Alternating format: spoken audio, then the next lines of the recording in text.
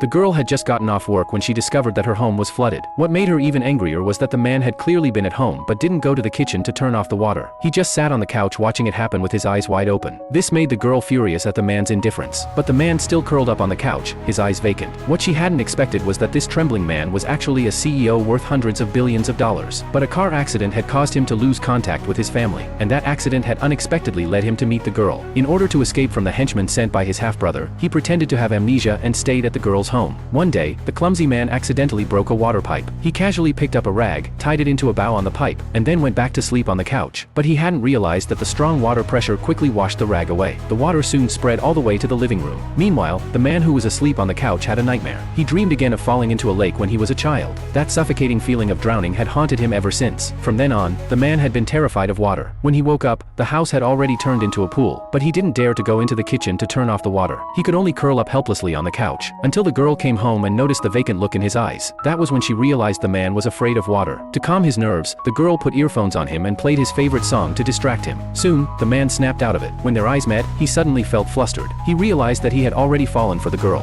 He even stole glances at her from time to time. Even when the girl was drinking a soda, his mind wandered with silly thoughts. When the girl noticed, she immediately asked him why he was staring at her. The man panicked and insisted he hadn't been looking. But he didn't realize that the magazine in his hands was upside down. It wasn't until the girl pointed it out that he noticed. The next day, while the girl was mopping the floor, the TV was playing a romantic drama where a man put a coat over a woman's shoulders. Watching the girl in front of him gave the man an idea, so he hurried to imitate it by picking up a jacket. But when he stood behind the girl, he didn't know how to start. When the girl asked him what he was doing, the man nervously explained that he was worried she might be cold. But when the girl looked at the blazing sun outside the window, she couldn't help but find him strange. What do you think the man should have done to express his love for the girl?